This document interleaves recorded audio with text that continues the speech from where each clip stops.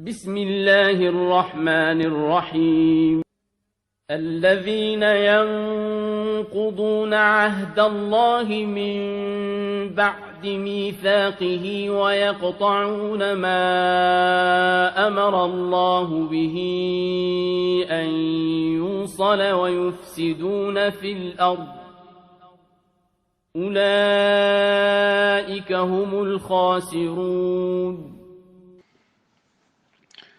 أعوذ بالله السميع العليم من الشيطان الرجيم. بسم الله الرحمن الرحيم.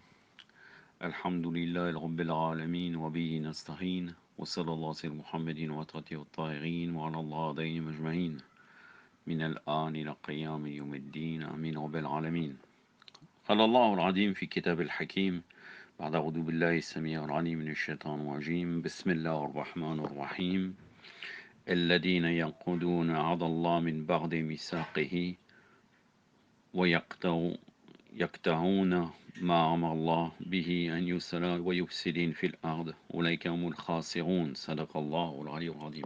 Allah subhanahu wa ta'ala nous dit dans Surat al-Baqarah, donc la sourate de la vache, verset 27, ceux qui violent le pacte avec Allah après s'y être engagés, rompent ce que Allah a ordonné de lier, sèment la corruption sur la terre, ceux-là sont les perdants. Tafsir, donc c'est la suite du tafsir. Le Mufassir, là, dit que des bonnes choses, sauf peut-être qu'il n'a pas gradué l'importance dans l'interprétation de ce verset relié avec Ahlul Bayt, alayhum salam, mais sinon vous allez voir qu'il est pertinent. Et je rajouterai à la fin un petit passage de Tafsir al-Askari, alayhi salam, pour expliquer plus profondément ce qu'a dit le Mufassir. Concernant ce verset, il est évoqué là les vrais perdants. Les vrais perdants, comme dans le dernier verset, on parlait de l'égarement des pervers. Trois autres caractéristiques viennent élucider et compléter les attributs des pervers. Ceux qui violent les engagements d'Allah après les avoir pris. A'udhu billahi sami'al alim minash shaitanir rajim. Alladhina yaqudun ardallah min ba'di mithaqihi. Et ça fait allusion à leur deuxième caractéristique, ils rompent les liens dont la consolidation est ordonnée par Allah. أعوذ بالله السميع العليم من الشيطان الرجيم ويقطعون ما أمر الله به. Bien que la plupart des commentateurs du Coran considèrent que ce verset pointe particulièrement la rupture des liens de famille, on perçoit encore un sens plus large avec un peu plus d'attention sur le verset, ce qui nous renvoie encore à une compréhension plus large et plus générale dont la rupture des liens de famille en fait partie. En effet, le verset dit que les pervers violent les liens que Allah a ordonné de consolider. Ces rapports comprennent le rapport de famille, la relation amicale, la relation sociale, la relation avec les guides divins, donc là les imams alayhim salam, et la relation avec Allah. Il ne faut donc pas limiter la signification du verset rien qu'à la rupture des liens de famille. En réalité, le tahwil concerne les Ahlul Bayt alayhim salam, et donc normalement c'est le tahwil qui passe avant. Donc normalement il aurait dû dire que ça fait référence au Ahlul Bayt, et par la suite les autres interprétations qu'il donne qui ne sont pas en contradiction avec le verset. Donc ça c'est ce qu'on peut lui reprocher, mais sinon il a ramené ça, il a relié avec Ahlul Bayt, chose qui est très bien. Mais dans le Tafsir al-Askari alayhi salam, c'est directement relié à Ahlul Bayt alayhim salam. En plus dans les versets, la phrase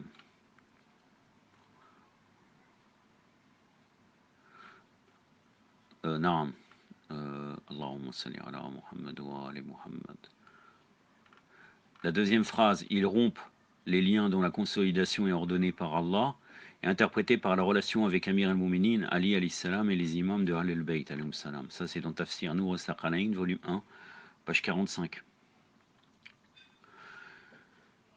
Répondre la corruption sur terre est un autre signe de perversité à la fin du verset, puisqu'il est dit et sème la corruption sur terre. Ba'da'udhu billahi sami'al alim minash shaitanir rajim wa yufsiduna fil ard. En fait, c'est bien clair, ceux qui ont oublié Allah ne se soucient pas de lui obéir et n'ont même pas de considération pour les membres de leur famille. Alors si tel est le cas, qu'en serait-il alors de leur relation avec les autres? Ceux-là sont à la recherche de leur plaisir et de leur intérêt personnel. Peu importe vers quel sens va la société. Le plus important pour eux, c'est de tirer le maximum de profit et pour atteindre cet objectif, ils ne reculent devant aucune forme d'illégalité. Avec ce genre de réflexion ou de mentalité, il est clair que la corruption, la dépravation et la détérioration des mœurs ou des mœurs ne peuvent que se développer dans la société. À la fin, Allah dit, ceux-là sont les perdants. A'udhu billahi sami'al alim minash shaitanir rajim, ulaika humul khasirun. Sadaqallahu al-aliyyul azim. Et il ne peut qu'en être ainsi, quelle perte pire que d'investir toutes ses potentialités matérielles et spirituelles qui pouvaient servir à obtenir les meilleures choses, le bonheur et la félicité dans une voie qui conduit droit au néant, à la perdition et à la misère. Que peuvent obtenir les gens qui se dérobent de l'obéissance d'Allah pour embrasser la perversité et les mauvais actes? La perversité est l'un des plus exécrables et abominables péchés en islam. La perversité est même pire que l'homicide et elle est particulièrement grave. Dans la sourate Al-Baqarah, dans le verset 217, il nous est dit, donc là c'est le terme fitna qui est employé. A'udhu billahi sami'al alim minash shaitanir rajim. Wa fitnatul akbar min al-qatl. Et le plus grand est plus grand que le meurtre. Akbar, c'est le plus grand. C'est l'une des raisons pour laquelle l'islam milite pour la paix et la tranquillité sur la terre, et dans ce sens, elle ne supporte aucun geste qui vient perturber cette paix et cette tranquillité. Maintenant, nous arrivons à ce que nous dit l'imam Hassan Askari alayhi salam concernant ce noble verset.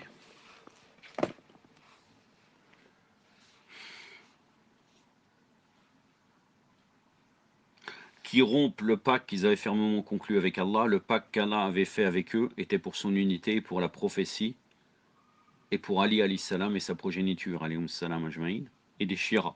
Pour leur amour et honneur, après avoir conclu le pacte, ils l'ont rompu. Et coupent ce qu'Allah a ordonné d'unir. Donc là, vous voyez très bien que c'est orienté uniquement sur les Ahlul Bayt en particulier, de la famille et des relations proches, en refusant de les aider et de leur donner leurs droits, et ce qui est plus haut que cela est plus obligatoire, et le droit de la bienfaisance envers Mohammed. Donc en fait, sallallahu alayhi wa alayhi, on voit très bien que ça parle des relations familiales, mais toujours le plus grand droit, c'est le droit de Mohammed wa Ali Mohammed.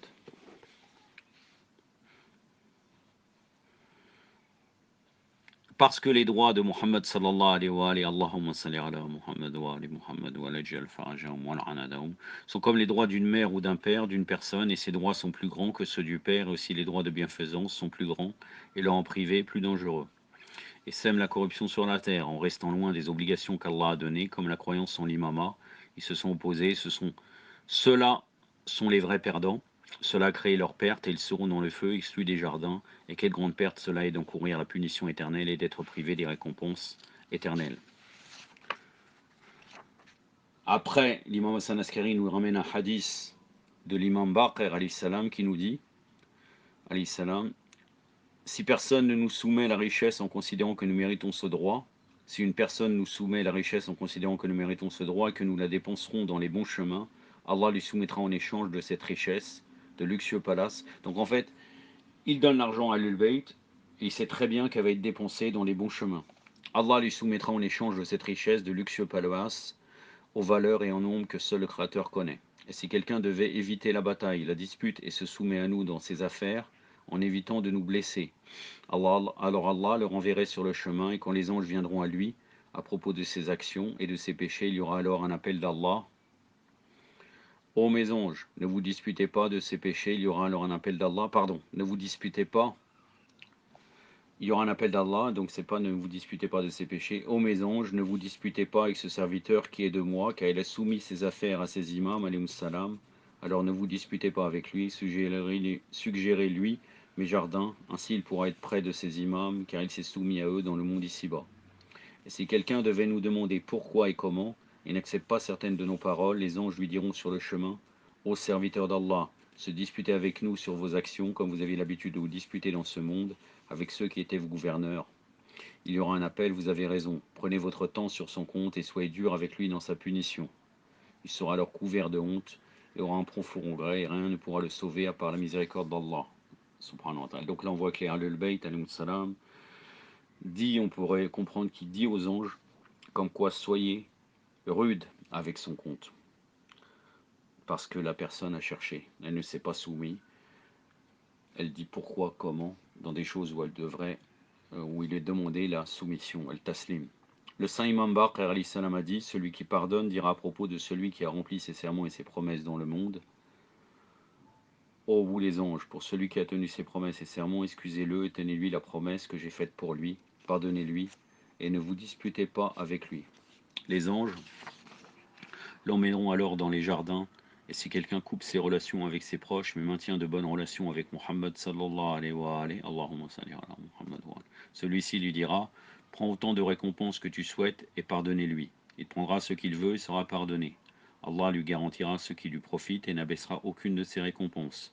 Mais s'il a gardé de bonnes relations avec ses proches, mais a coupé celles avec Muhammad sallallahu alayhi wa alayhi en reniant les imams et s'éloigné de ce qui lui était obligatoire, en appelant les autres avec leur nom, alayhi salam, donc il change, il donne des titres à des ennemis ou à des gens qui ne sont pas les imams, qui ne leur convient pas, qui appartient aux imams ces noms, en dotant les autres de leurs titres, utilisant d'affreux titres sur ses amis, sur leurs amis, alayhi salam, il lui sera dit au serviteur d'Allah, tu es devenu hostile à la progéniture purifiée de Muhammad sallallahu alayhi wa alayhi, et tu as donné la véracité à d'autres, alors maintenant cherche de l'aide chez eux, il n'existera aucune personne pour lui, pour l'aider ni l'écouter.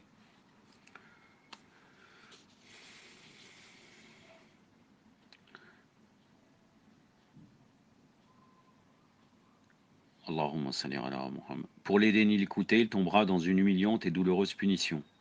Le saint imam Mohammed al-Baqir alayhi salam a dit, celui qui nous appelle par nos noms et se réfère à nous par nos titres et ne remet pas à nos adversaires nos noms et ne leur donne pas nos titres, sauf dans des cas de nécessité dans lesquels nous appelons nos ennemis par nos titres et noms, c'est-à-dire taqiyya. Alors Allah le Tout-Puissant nous dira le jour du jugement, demandez-moi tout ce que vous voulez pour vos amis. Nous demanderons à Allah le Tout-Puissant, ce à quoi la valeur est si grande que tout le monde semble comme une graine de moutarde devant les cieux et la terre. Allah lui accordera et lui augmentera sa récompense. Quelqu'un a dit au saint imam Mohammed al-Baqir alayhi salam, certains de vos amis sont d'avis que la signification de l'exemple du moustique est Ali alayhi salam, et que ce qui est plus grand que cela, la mouche, est Mohammed sallallahu alayhi wa alayhi, le messager d'Allah. L'imam al-Baqir alayhi salam a répondu, ces gens ont entendu quelque chose, mais ne l'ont pas placé correctement. C'était lorsque le messager d'Allah sallallahu alayhi wa alayhi était assis avec Ali alayhi salam, quand il a entendu quelqu'un dire, Allah désire ce que Muhammad désire. Et ensuite un autre a dit, Allah désire ce qu'Ali désire. Le messager d'Allah sallallahu alayhi wa alayhi a dit, ne différenciez pas Muhammad et Ali par Allah, mais à la place dites Allah désire, ensuite Muhammad désire, et ensuite Allah désire, et puis Ali désire le même. Dans les désirs d'Allah, c'est subjugant qu'il n'y a pas d'égal pour cela et du même rang. Et Muhammad sallallahu alayhi wa alayhi n'est pas dans la religion d'Allah, sauf comme une mouche volant dans ce vaste royaume. Et Ali alayhi salam n'est pas dans la religion d'Allah et sa puissance, sauf comme un moustique dans ce royaume. Malgré cela, les vertus que Allah, le majestueux, a garanties à Muhammad sallallahu alayhi wa alayhi et Ali alayhi salam sont telles que les vertus de toute la création du premier au dernier ne peuvent les égaler. Allahumma salli ala Muhammad wa ali Muhammad. C'est ce qu'a dit le messager d'Allah dans l'explication de la mouche et du moustique. J'en ai terminé avec cela. Bien entendu, on voit encore une fois que ce qui prédomine, c'est la parole de l'imam et que sa parole est au-dessus de toutes les paroles. Aktafi bad al-qadr wa sallallahu ala Muhammadin wa atrati at-tahirin wa assalamu alaikum wa rahmatullah.